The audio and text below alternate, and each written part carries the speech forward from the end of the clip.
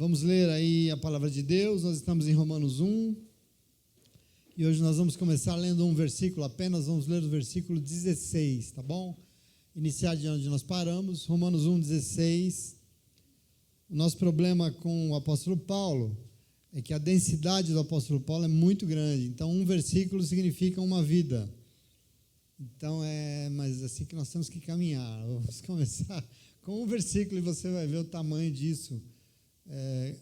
Romanos 1,16 diz assim, porque não me envergonho do Evangelho de Cristo.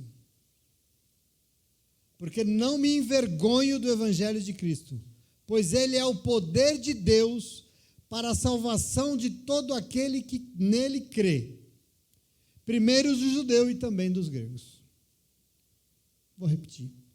Pois não me envergonho do Evangelho de Cristo, pois ele é o poder de Deus para a salvação daquele que crê.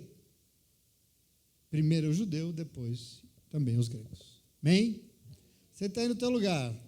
Glória a Deus. Vamos entender isso um pouco, porque o momento é importante. Nós terminamos a nossa leitura semana passada com Paulo dizendo aos irmãos e às irmãs de Roma que ele desejava muito ir ter com eles. E ele não queria fazer isso para passear, ele não queria tirar férias, né? Ele não ia lá porque ele queria visitar o Coliseu, nem os teatros, não. Ele não queria comer uma pizza, né? Também Paulo não queria tanto e muito ir lá, porque ele queria mostrar para eles que ele era um bom pregador, mesmo porque ele não era.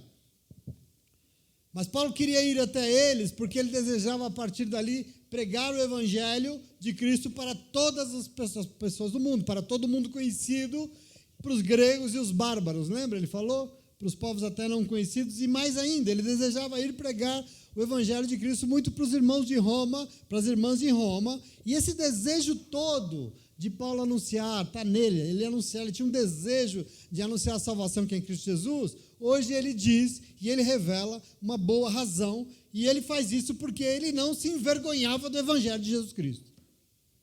E aqui eu não sei o que você acha disso, mas assim, isso para mim é um negócio muito impactante, né?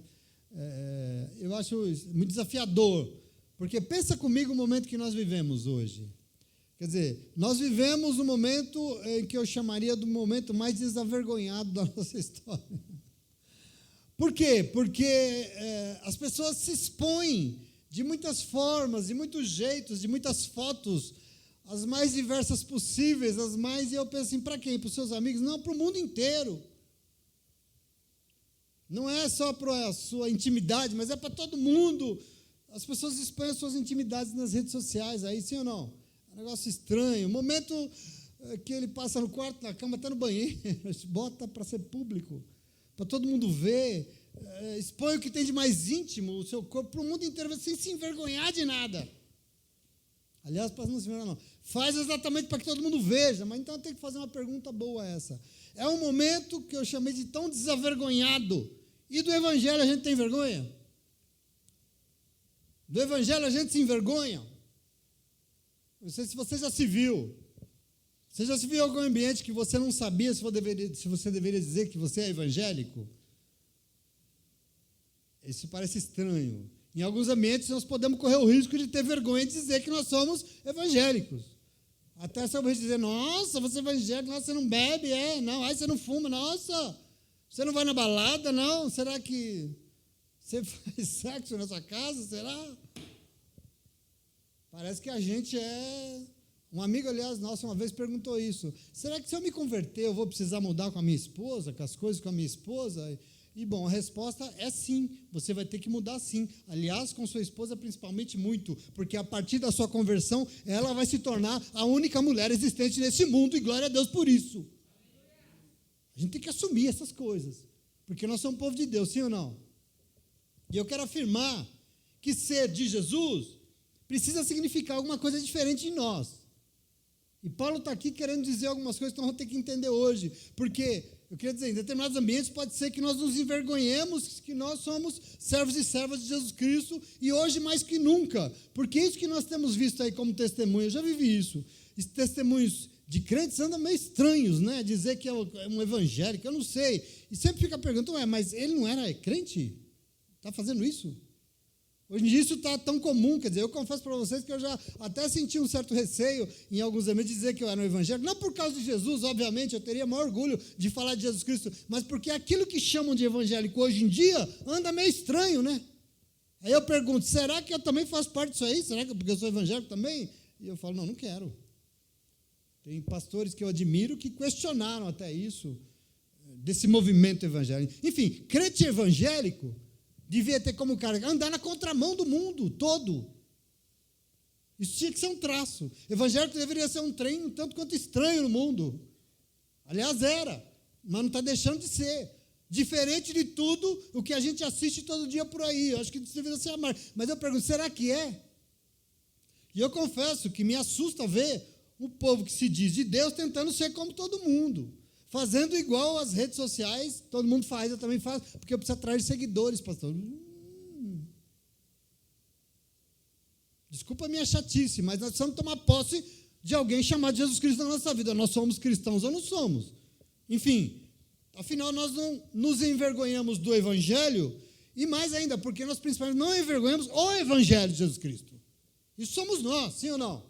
Temos que entender isso que Paulo está dizendo assim. E eu quero que você entenda o início da carta de Paulo aos Romanos, porque assim nos capítulos 1 a 7, como nós já entendemos, ele vai explicar o que é esse ser humano segundo a carne, ele vai, obviamente, mostrar o que era praticado nesse mundo sem Jesus.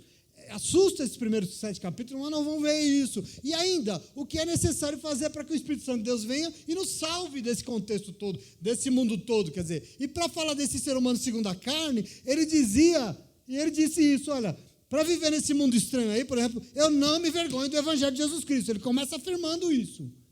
E isso é muito importante, é preciso que você entenda que em Roma, isso era o grande problema, enorme. Porque a gente precisa entender o contexto de Roma, porque Roma era a capital, o centro da cultura greco-romana no primeiro século. Ali era de onde saía tudo. E Roma não considerava o Deus de Israel nada do que fazia. E assim, nós vamos entender nas leituras de Paulo aqui nesses primeiros 7 capítulos, para um cristão viver em Roma, o desafio não era pequeno. Tudo que ele estava exposto, tudo que ele precisava estar sujeito ali, não era fácil, é um ambiente muito adverso, e nesse ambiente muito adverso era necessário ter firmeza nos seus princípios, nos seus propósitos, porque é muito fácil se adaptar ao ambiente, né? Se tornar meio palatável para dentro, e a sua identidade, é mais difícil você afirmar a sua identidade no ambiente do que você começar a fazer como todo mundo faz, é mais fácil, sim ou não? Então, os hábitos culturais, religiosos, sociais de Roma iam na contramão absoluta do Evangelho de Cristo. E é por isso que Paulo começa afirmando, olha, nós temos um princípio aqui, nós não nos envergonhamos deles, hein? Nós não envergonhamos do Evangelho de Cristo. E assim, sempre, porque existia o risco dos irmãos e das irmãs se envergonharem do Evangelho sim. Afinal, o Evangelho era algo inédito. Pregar o Evangelho era algo estranho, era falar de algo estranho para os padrões da época. Aqui, como Paulo afirmou em outro momento, que ele diz, olha, pregar isso, esse Cristo na cruz, é loucura para quem não crê nele. É uma loucura falar disso. As pessoas não conseguem entender isso. Então, a pregação do Evangelho, ela é completamente avessa a tudo que um romano achava e entendia na sua vida. Aqui está o desafio. Aliás, hoje, se você quiser ser um crente realmente de verdade, possivelmente você também vai ser rejeitado. As pessoas vão te rejeitar, porque a sua vida vai ser o avesso, ela não vai se enquadrar em tudo isso que as pessoas falam, é assim mesmo. Não é assim mesmo. Eu sou servo do Senhor. E aqui é o problema de Paulo, porque Paulo vai afirmar que não se envergonhava do Evangelho de Jesus Cristo, e mais do que não sentir vergonha, ele sentia um orgulho danado de ser um pregador do Evangelho num tempo em que não recebia a sua pregação. Num tempo em que escarneciam do que ele falava, num tempo em que as pessoas não recebiam a pregação de Paulo, escarneciam e causavam e tratavam com desdém, chamando aquela loucura do que esse homem está falando. Esse é o contexto aqui. Paulo sabia como ninguém disso. E a igreja de Roma enfrentava tudo isso, onde era o centro do problema, onde se construía toda essa cultura, e é importante que você entenda. Por isso ele vai afirmar lá, na primeira carta de Coríntios, capítulo 2, versículo 14, que, ora, o homem natural não compreende as coisas do Espírito de Deus. Porque essas coisas, para eles, parecem loucura. E ele vai dizer, e eles não podem entendê-las, porque essas coisas só se discernem espiritualmente. Quem não tem o Espírito de Deus não entende nada disso. E é aqui que vive a igreja de Roma, o lugar onde o Paulo diz, não se envergonhem do evangelho de Cristo. Quer dizer, as pessoas que são do Espírito não podem se envergonhar desse evangelho. Quer dizer, nós que somos do Espírito, precisamos afirmar o que nós somos. E nós não podemos negar o nome de Jesus, não podemos envergonhar o nome de Jesus. Afinal, nós temos que ter o orgulho do Deus que nós servimos em nome de Jesus, sim ou não? Isso é muito importante no nosso testemunho. É no mundo que nós vivemos, não se engane. Como é que nós podemos honrar o nome de Jesus num mundo tão adverso como esse de Paulo aqui? Nesse contexto, quer dizer, Paulo foi o arquiteto desse primeiro momento. Ele ajudou a construir. E é importante que se diga que a igreja que Paulo fez parte, pelo menos nos primeiros 3 séculos, foi uma igreja maravilhosa, extremamente espiritual, conduzida em todo o tempo pelo Espírito de Deus. E essa igreja parece que aprendeu com Paulo a não se envergonhar do Evangelho de Jesus Cristo, muito menos envergonhar o Evangelho. Essa igreja, ela dava testemunho. E para mim, essa igreja é um exemplo para os nossos dias, é importante entender esse contexto.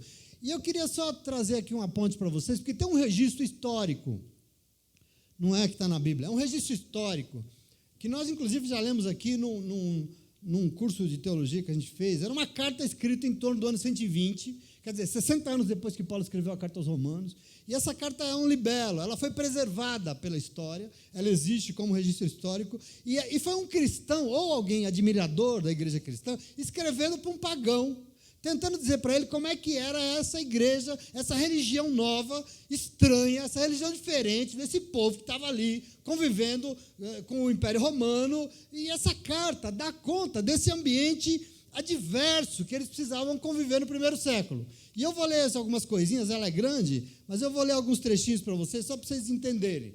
Por exemplo, diz assim o texto do ano 120, os cristãos não se distinguem das outras pessoas nem pela terra, nem por sua língua, nem pelos seus costumes. Quer dizer, eles são seres humanos igual a todo mundo. Eles não moram em cidades separadas, não, eles não falam outras línguas, nem têm qualquer modo especial de viver. A sua doutrina não foi inventada por eles, nem se deve ao talento e à especulação de homens curiosos. Eles não professam como os outros nenhum ensinamento humano. Pelo contrário, mesmo vivendo em cidades gregas e bárbaras, conforme a sorte de cada um, adaptando seus costumes de cada lugar quanto à roupa, o alimento e ao resto, eles testemunham um modo de vida admirável e, sem dúvida, paradoxal. Eles vivem entre nós, eles fazem tudo, mas o modo de vida deles é admirável, que diz o texto. Olha que bonito. Eles vivem na sua pátria, mas como se fossem forasteiros. Eles não se rendem àquilo.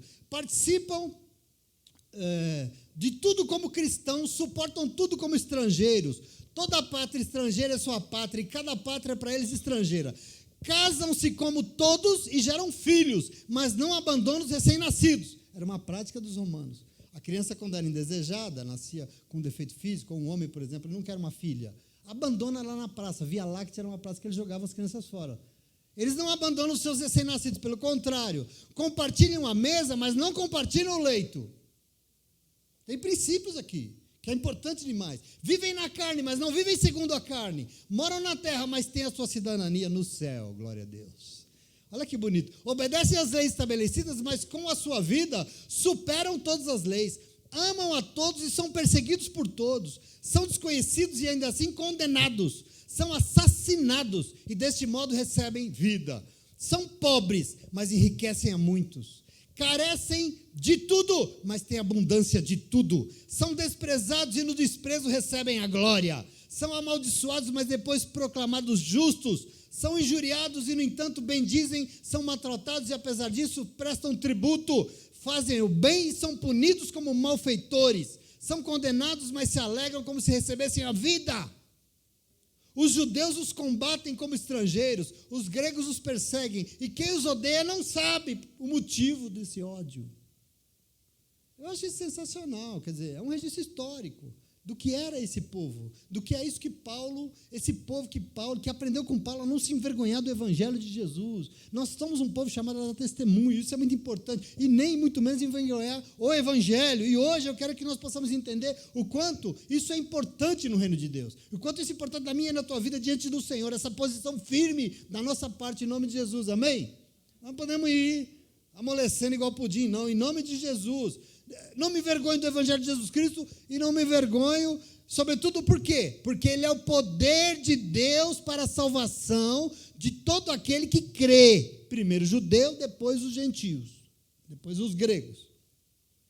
E aqui, veja, essa afirmação dele, inclusive tem guarida naquilo que João já nos ensinou aqui no Evangelho de João capítulo 1, que nós já estudamos aqui, que João já falou, aqueles e aquelas que creram no nome de Jesus Cristo receberão o quê? Poder, e a palavra aqui poder é dunamis, é poder mesmo, poder de serem feitos filhos e filhas de Deus. Paulo está na mesma linha aqui. Vamos entender isso aqui. Que poder é esse que Paulo está dizendo aqui?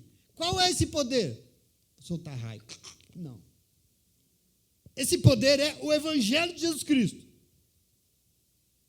Eu não me envergonho do Evangelho porque ele é poder. É o Evangelho de Jesus Cristo. É a vida de Jesus Cristo. Esse poder é o caminho chamado Jesus. Eu quero que você compreenda isso. O Evangelho de Jesus Cristo é o poder de Deus para salvar. Às vezes a gente não se dá conta, mas o Evangelho de Jesus Cristo é o maior poder que nós temos à nossa disposição, você. Por isso que eu queria reafirmar nesse momento que não existe crente sem culto. Não existe crente sem essa reunião aqui. Por quê? Porque é no culto que você ouve a palavra de Deus e você aprende e se aposta do Evangelho de Jesus Cristo. Você se aposta do poder que Deus tem para te dar. Aliás, do único que pode te salvar. Portanto, é no culto, ouvindo a palavra de Deus, que você se aposta do poder necessário para a salvação. Evangelho é isso. Isso é evangelho. Ele é o poder de Deus para salvar. Salvar quem? Todo mundo? Deus quer. Mas ele vai salvar todo mundo? Não. Somente quem? Somente os que crerem. Nós precisamos entender isso. Olha o que Paulo diz. Observe que Deus nos chama, aliás, aqui tem até para fazer um parênteses. Deus não chama eleitos. Eu não consigo entender assim. Pode ser que alguém entenda e eu respeito. Ele chama todo mundo. Mas todo mundo vai ser salvo? Não. Só os eleitos serão salvos? Como entendem por aí? Não. Nós precisamos compreender isso definitivamente. Quem são os chamados? Chamados são todos e todas. Paulo quer atingir todo mundo. Paulo quer falar com bárbaro, com norte, sul, quer ir lá no gelo, quer ir na Groenlândia. Ele, se pudesse ir para a América falar para os índios, ele ia. Paulo quer falar com todo mundo porque chamados são todos e todas. Entenda o seguinte, ser humano caiu em Gênesis 3, sim ou não? Nós caímos lá. E a partir daí, nós vivemos, segundo a carne, escravizado por nós mesmos e pelo pecado. Esse é o ser humano. Veja, Jesus veio para salvar. Mas Jesus não se impõe à força. Ele não se enfia goela abaixo. Jesus é um amoroso convite respeitoso de Deus. Isso é Jesus Cristo. E está à disposição de quem? De todo mundo. Isso é importante entender. As boas novas, a vida de Jesus vivida, nos dá poder para receber salvação. Jesus veio para salvar quem? Os judeus? Os eleitos? Não. Não existem escolhidos para serem salvos. E por isso Jesus veio e a sua vida precisa ser pregada para todo mundo. Vão e preguem o evangelho para quem? Para os eleitos? Para todas as nações. Para todos os povos. Para que todo aquele que quiser e nele crer alcance poder para ser salvo. Vocês estão entendendo isso aqui ou não? Sim ou não? Nós somos eleitos por Deus. Não, a eleição é outro negócio. Deus me escolheu, não escolheu você, escolheu você e o resto do mundo. Agora, todo mundo vai ser salvo? Não, só quem? Quem fizer como você, crer nele, ir lá, obedecer a ele. E é importante que você entenda isso. Deus quer alcançar quem? Alguns? Não, ele quer alcançar e salvar através de Jesus toda a criação que caiu. Caiu foi toda a criação. E por isso Paulo diz que a vida de Jesus Cristo, a sua morte e a sua ressurreição, o evangelho, é poder de Deus para a salvação disponível para quem? Para quem crê. Judeus e também gentios e pagãos. Não importa. Quer dizer, o que ele está dizendo aqui, salvação é um projeto para o ser humano. Que ser humano? O que quer? O que aceita? Isso é importante, quer dizer, é independente de raça, é independente de sangue, de pertença religiosa, independente se nós somos evangélicos. Porque eu quero perguntar para você, o que adianta a gente ser evangélico se nós andamos por aí envergonhando o evangelho de Jesus Cristo? Adianta o quê? Nada. Isso é muito importante. Salvação que há em Jesus Cristo é para o ser humano, como um todo. Cada um do seu, que reconhece que é caído desde sempre e que vive segundo a carne, mas que se arrepende e deseja ser salvo dessa vida, ué. Ser salvo como, pastor? Crendo em Jesus Cristo, crendo na sua vida, nos seus ensinamentos, em tudo que Ele ordenou, e na possibilidade de recomeçar tudo, quer dizer, morrendo e nascendo de novo. Aqui está o caminho de salvação. Esses serão salvos. Entende o nosso problema? Não se trata de um conjunto de leis, de normas que salva esse aqui, mas não. Isso é muito importante. Quer dizer, 1 Coríntios, capítulo 1, versículo 23, 24, Paulo vai reafirmar essa coisa que é universal, o chamado universal. Mas só alguns vão aceitar. Ele diz assim, nós pregamos a Cristo crucificado. Isso é escândalo para os judeus e loucura para os gregos pagãos. Quer dizer, nós pregamos para todos e todas. Mas para os que são chamados, aceitam, os que aceitaram a pregação, tanto judeus como gregos e pagãos, pregamos a Cristo, poder de Deus e sabedoria de Deus. Nós pregamos para todo mundo. Mas aos que são chamados e aceitam, aí nós mostramos o caminho da salvação, que é Cristo Jesus, que é o poder que está no Evangelho de Jesus Cristo. Isso é muito claro para ele. Quer dizer, poder para a salvação, somente para quem? Para quem ouve a mensagem. Para quem ouve a mensagem, crê no nome de Jesus e aceita viver segundo o que Ele ordenou. Amém? Aliás, como João já falou, filho e filha de Deus é quem crê e vive o Evangelho de Jesus Cristo. Isso não tem dúvida. Tem? Só para a gente compreender aqui. Então, versículo 17, ele vai dizer assim, porque no Evangelho é revelada a justiça de Deus. É revelada a justiça de Deus, uma justiça que do princípio ao fim é pela fé, como está escrito, o justo viverá pela... Esse você gosta, né? O justo viverá pela... Vamos entender isso aqui um pouco. E mais uma vez aqui a tradução da NVI está muito complicada, mas no texto mais no original assim, está escrito assim, o fato é...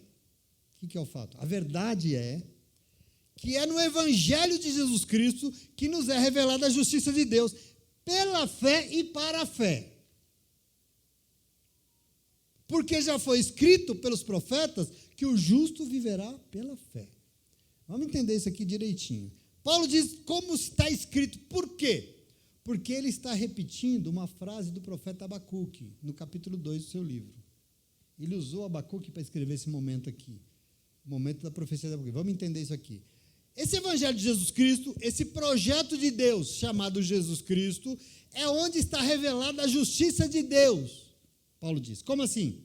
Bom, é a narrativa da vida, da morte e da ressurreição de Jesus, onde está revelado o que significa um ser humano que é justo aos olhos de Deus. Onde é que você acha um ser humano justo para Deus? No Evangelho, na vida de Jesus. É Ele. Ser humano segundo a carne vive a partir do seu próprio direcionamento, certo? Não é isso que nós aprendemos? E com isso, é tudo menos justo. Sobretudo aos olhos de Deus. Tem gente que acha que é possível ter justiça nesse mundo. Desculpa, não tem justiça nesse mundo. Não existe. Não é possível. Por quê? Porque as medidas desse mundo, as medidas segundo a carne, as medidas das necessidades humanas não são justas. Elas são focadas nas necessidades de cada um. E isso não é justiça. Por exemplo, o mundo que você vive é a maior expressão da injustiça que você pode entender e conhecer. Por quê? Porque quando cada um pensa no seu próprio interesse e desconsidera o interesse dos outros, por exemplo, só para exemplificar, o rico só pensa em ficar mais rico, em ganhar mais dinheiro e está pouco se lixando se o excesso do seu dinheiro vai causar miséria no mundo. Ele não está nem aí. Sim ou não? Está nem aí. E aí você pode perguntar, o senhor está dizendo que eu não posso ter o direito daquilo que eu ganhei com tanto esforço? Não estou dizendo isso. Presta atenção. Eu estou dizendo que você pode ter sim, mas você precisa sair de você mesmo e pensar também nos outros. Você pode ter o que você quiser, usufrui do que você bem entender, desde que você aprenda a sair de você e pensar um pouco nos outros. Saia de você mesmo e pense e partilhe a sua vida com os outros. Aqui está uma questão. Onde eu aprendo a sair de mim mesmo e pensar também no bem dos outros? Aonde? Aonde? No Evangelho de Jesus Cristo. Ou não? Onde eu aprendo a morrer para mim mesmo, onde eu aprendo a dar minha própria vida por amor aos outros, no exemplo que foi na vida de Jesus Cristo, no Evangelho de Jesus Cristo. Por isso que o Evangelho vai revelar o quê? A justiça que serve para Deus. E é lá que está a justiça. Presta atenção, por isso o mundo segundo a carne é um mundo injusto e por isso não sabe o que é justiça. E assim, diante de um mundo injusto, o que Deus fez? Enviou o seu Filho amado e ele veio, ele viveu, ele ensinou, ele salvou, ele curou, gratuitamente se ofereceu por amor para nos salvar. E segundo Paulo, esse é o exemplo que revela a justiça de Deus. É o Evangelho de Jesus Cristo que revela a justiça de Deus. Onde é que está o justo para Deus? No Evangelho. No exemplo maior que foi Jesus Cristo. Ser humano por si não tem como ser justo aos olhos de Deus. Só se passar por Jesus. Você entende por que nós precisamos fazer isso aqui que você faz na igreja? Como é que eu posso me tornar uma pessoa justa? O justo viverá pela fé. O justo não mendigará o pão. Quem que é justo? Eu? Depende, se eu passei por Jesus Cristo. Porque Jesus, a vida de Jesus, é a única justiça que Deus revela para nós, que serve. Aí você vai falar, mas eu sou um homem bom. Mas eu não faço mal para ninguém. E eu queria dizer para você, isso não existe. E você vai ler comigo no capítulo 7 que Paulo vai dizer que até sem querer tudo que eu faço causa injustiça. Porque não tem nada de bom no ser humano. Sem Jesus, sem esse exemplo. E por essa razão, quando nós levantamos a mão na igreja e nós declaramos com a nossa boca que nós aceitamos Jesus, que nós nos arrependemos de viver segundo a carne e aceitamos o Evangelho de Jesus Cristo, segundo a nossa tradição, diz que nós estamos sendo o quê? Justificados diante de Deus. O que significa isso? É a doutrina da justificação. Porque nós nos tornamos justos diante de Deus agora. Nós somos justos. Por quê? Porque nós queremos agora passar por Jesus Cristo. Nós queremos ser o que Jesus nos pede e nos conduz. Entende aqui? A justiça que Deus revela. Então, e na sequência, tem o precioso para Paulo, porque ele fala assim, no Evangelho de Jesus Cristo que nos é revelada a justiça de Deus pela fé e para a fé. Olha que lindo isso. Olha como é extraordinário isso aqui. Como é que nós conhecemos e nos apossamos do Evangelho? Como é que nós nos apossamos da justiça de Deus? Mas agora eu comecei a ajudar as pessoas, é por isso? Não.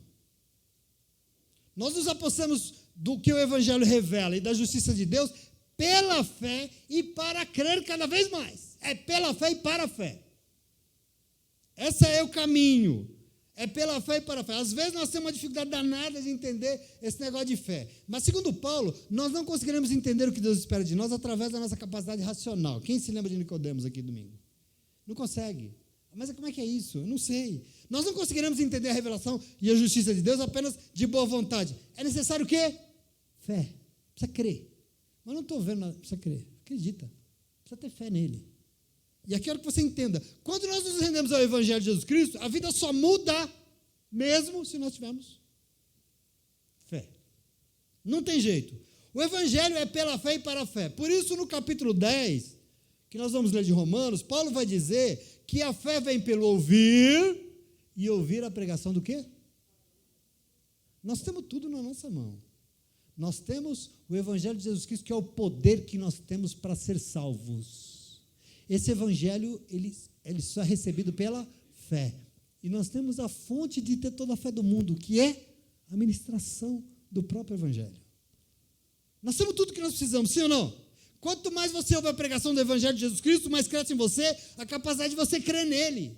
É por isso que uma pessoa que para de ouvir palavra, ela vai definhando, ela vai ficando longe, ela vai perdendo o espírito. Por quê? Porque ela não se entrega, ela vai virando ela e vai deixando de ser. Porque para crescer Jesus dentro dela, para crescer o Senhor e o Espírito nela, ela precisa ouvir a pregação. Sem isso não cresce. Sem isso não tem fé. Porque essa é a fonte de fé. O Evangelho só é discernido se tivermos fé no poder que Ele tem de nos salvar. Se nós tivermos fé que Jesus pode fazer tudo ser novo na nossa vida. Se nós tivermos fé que Jesus pode fazer da nossa vida algo completamente novo e transformado. Nós temos que crer nisso, meus irmãos. Senão não vai acontecer nada. Sem fé não tem Evangelho. Sem Evangelho não tem salvação. Sem ouvir não tem salvação. Sozinho na sua casa fazendo suas orações, desculpa, não tem salvação. Não tem o caminho, a gente se perde. Como é que eu faço para ter essa fé, pastor? Bom, ouça a palavra, ouça o Evangelho. Ouça o Evangelho de Jesus Cristo. Como eu faço para ser justo aos olhos de Deus? Aprenda no Evangelho de Jesus Cristo e creia. Pronto. É muito simples, sim ou não? Fácil, né? Se você não crê em Jesus e no poder que há na sua vida, nada vai ser diferente na tua vida, nada vai mudar, nada vai ser novo. Por isso Paulo lembra, quando Abacuque disse que o justo viverá pela fé. Ele usou o termo de Abacuque, capítulo 2, versículo 4. O justo viverá pela fé. Como é que eu sei que eu já me apossei da justiça que Deus tem?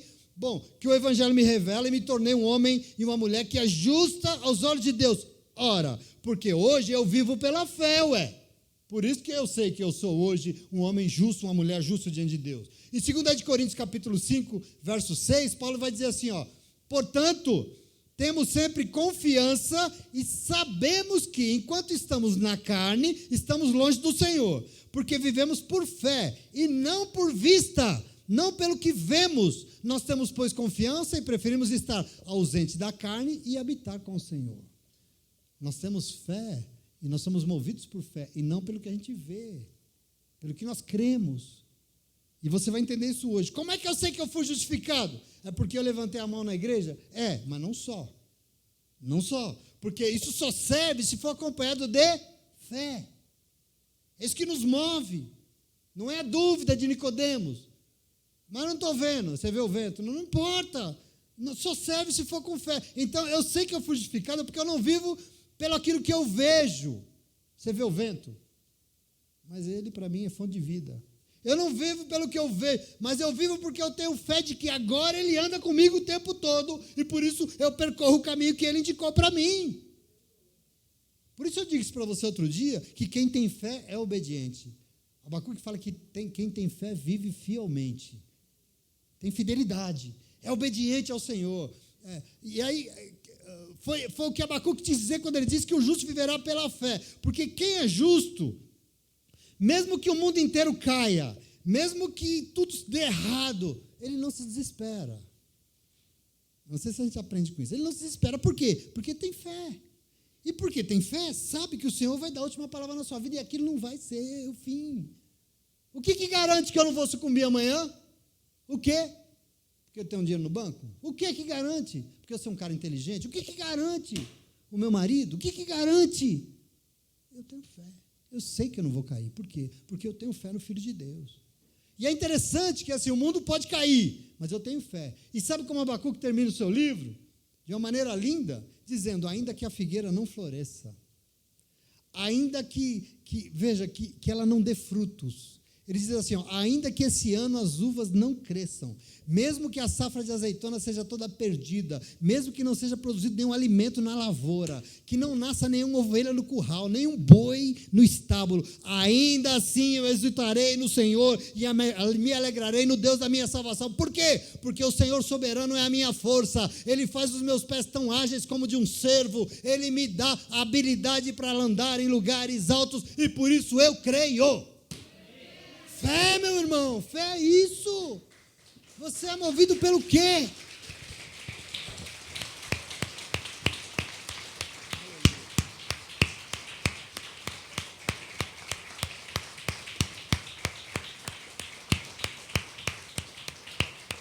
Aleluia. O que é que move os nossos dias? Quer dizer, nós não podemos viver pelas circunstâncias. Nós não vivemos pelo que nós estamos assistindo na televisão. Nós não somos movidos pelos números da Covid, por exemplo.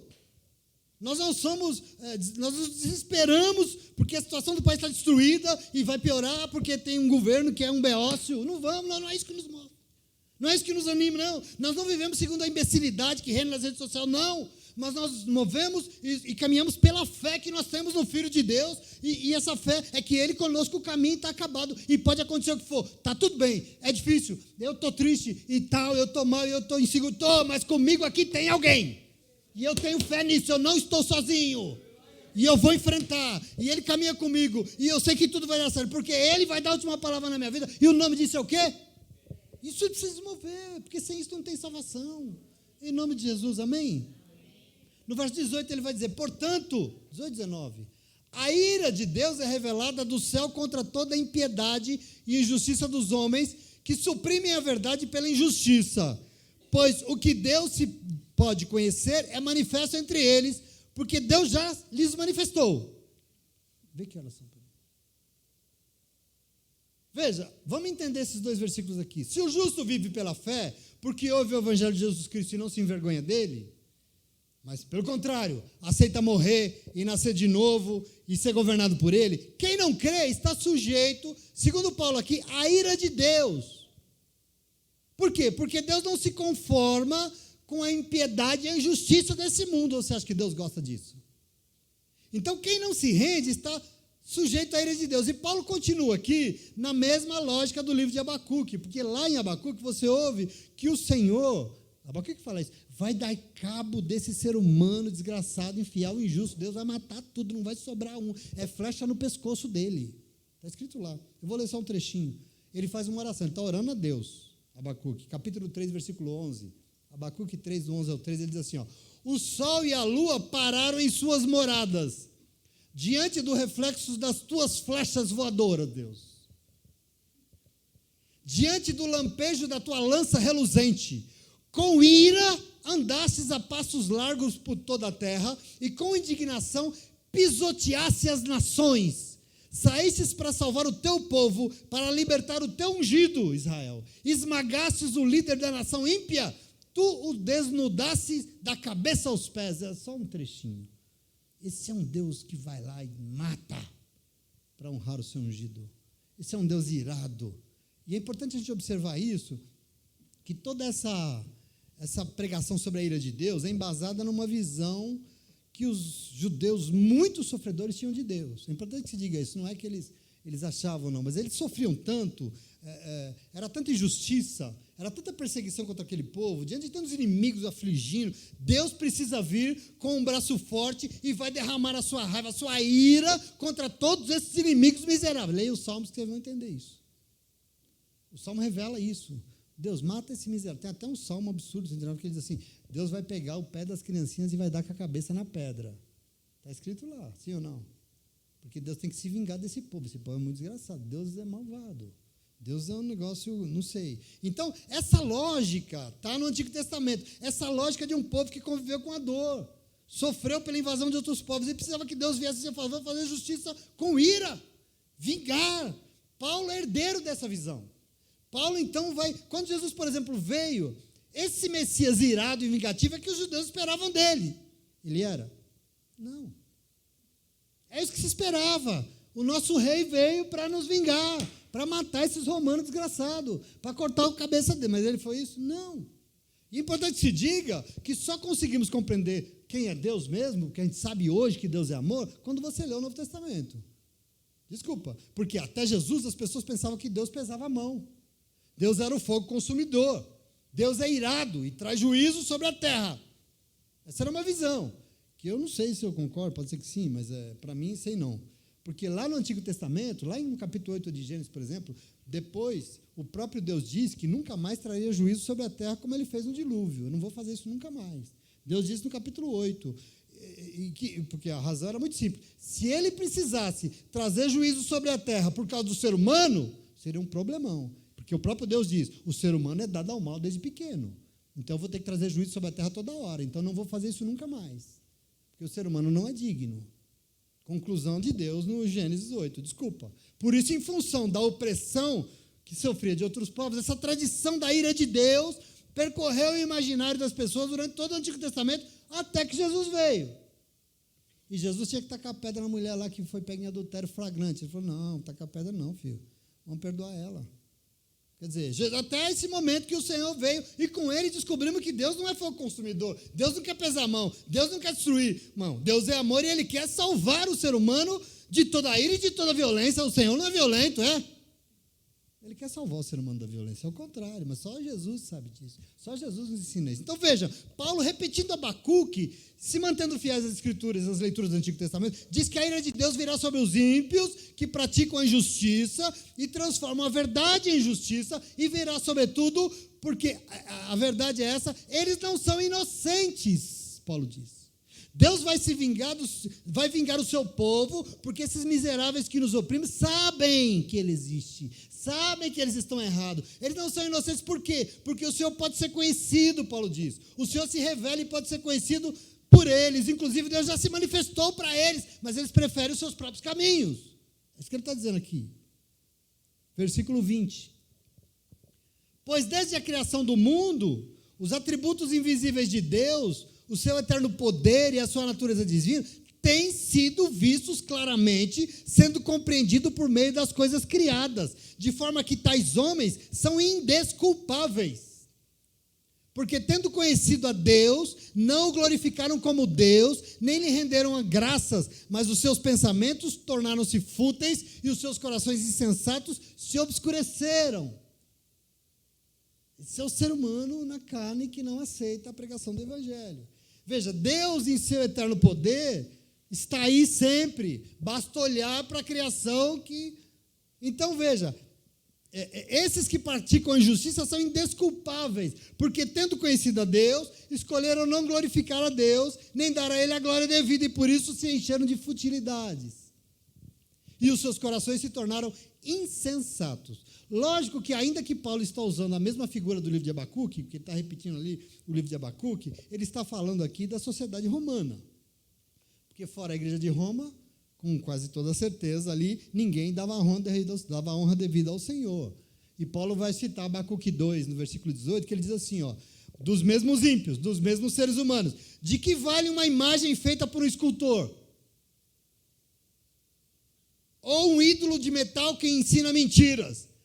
Pois aquele que o faz confia em sua própria criação, fazendo ídolos incapazes de falar. Ai daquele que diz a madeira, desperte, ou a pedra sem vida, acorde. Poderá isso dar orientação? Essa coberta de ouro e prata que não respira? Abacuque diz. E Paulo, na mesma toada, essa realidade aqui que ele está falando, é da religião pagã romana. E Paulo diz então no versículo 22, dizendo-se sábios, tornaram-se loucos, trocaram a glória de Deus imortal por imagens feitas segundo a semelhança do homem mortal, bem como a pássaros, quadrúpedes e répteis. Entende aqui o contexto de Paulo? O que ele está querendo dizer? Quer dizer, fazendo uma parte entre o mundo de Abacuque lá atrás, que parece que não mudou muito, Paulo fala sobre a sociedade romana pecadora, e que a igreja de Roma tinha que conviver. Por isso é importante reafirmar o Evangelho de Jesus Cristo, não se envergonhar dele, isso é muito importante, eles tinham que enfrentar isso. Paulo está fortalecendo a fé dos irmãos e das irmãs de Roma, para que eles se mantivessem firmes nos propósitos, para que eles não se envergonhassem do Evangelho, para revelar toda a realidade do ser humano segundo a carne, porque é isso que ele vai fazer. Ele vai contar tintim por tintim. Paulo está fortalecendo e diz aos irmãos e irmãs que eles não podem abrir mão do Evangelho. Eles não podem ceder e começar a achar que tudo é assim mesmo, que é normal, não, porque não é não. Por isso Paulo vai lá e dá todas as razões em nome de Jesus, amém? É isso que ele está fazendo neste momento. Esse ser humano segundo a carne acha que evoluiu, né? Acha que é sábio, que tem conhecimento entre o bem e o mal. Sabe de tudo, mas no fundo se tornou louco. Por quê? Porque trocou a glória de Deus imortal por outras coisas, mortais, principalmente a si mesmo. É muito importante isso, interessante. Trocaram a glória de Deus por imagem que eles mesmos fizeram, e lógico, fizeram porque são semelhantes a eles mesmos, bem como adoraram a pássaros, quadrúpedes e répteis. Horrível, né? Mas olha o ser humano que virou sem o Evangelho. Então, só para encerrar aqui, eu reforço a vocês que nós somos o povo evangélico. Por que nós somos evangélicos? Porque somos o povo do Evangelho.